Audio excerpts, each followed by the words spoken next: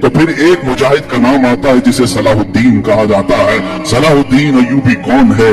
एक वो मुजाहिद है, सिपाही था और नूरुद्दीन जंगी की तरबियत में रहने वाला, कशा कशा चलता था। बसा औकात ऐसा था कि खानदान अलग था, बड़े लोगों का, पैसे वालों का खानदान था, लेकिन अल्लाह जिसका दिल बदल ले और जिसको काम पर लगाए तो फिर दुनिया के तमाशों से उसका जी उठ जाता है। वो निकला।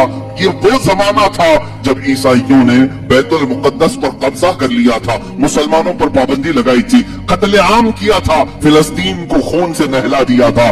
उस वक्त ये खबरें फैलती थी। बगदाद में किसी और की खिलाफत थी, मिस्र में किसी और की थी, शाम में, यमन में, इराक में अलग अलग खुलफा मौजूद थे, लेकिन बस यही कि सो रहे थे। उस जमाने में ये उठता है एक सिपाही जिसकी रातों की नींद बेकरार है और उसका चैन और सुकून खत्म हो चुका है। सिर्फ एक ही सोच कि क़िबले अव्वल अगर आज उन लोगों के हाथ में है जहां से मेरे आका की मेराज हुई, जहां मेरे आका ने हजारों अंबिया की इमामत की, वो अगर आज हमारे दरमियान नहीं है तो फिर हमारी कोई इज्जत बाकी नहीं है। ये सोच लेकर के निकला और उसके बाद मिस्र जब तशरीफ लाए, यहाँ पर नूरुद्दीन जंगी के इंतकाल के बाद सलाहुद्दीन अय्यूबी को सिपह सालार बनाया गया, मिस्र का गवर्नर बनाया गया।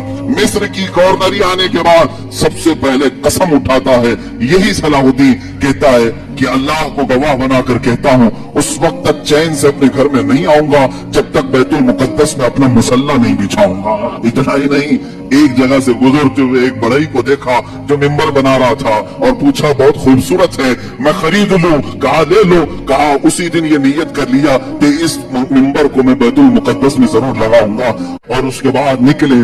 कितनी जंगें हुई, कितने मुकाबले हुए, अल्लाहु अकबर, कितनी कितनी रातें ये जंगलों में काटते रहे, कितने इनके साथ हीले बहाने किए गए, अपनों ने गद्दारियां की, मुनाफिकीन ने धोखा दिया। तकरीबन जिंदगी पर 12 मरतबा खूनी हमले किए गए, सर पर वार किए गए, कंधे पर वार किया गया, लेकिन जिसे अल्लाह रखे उसे कौन चखे।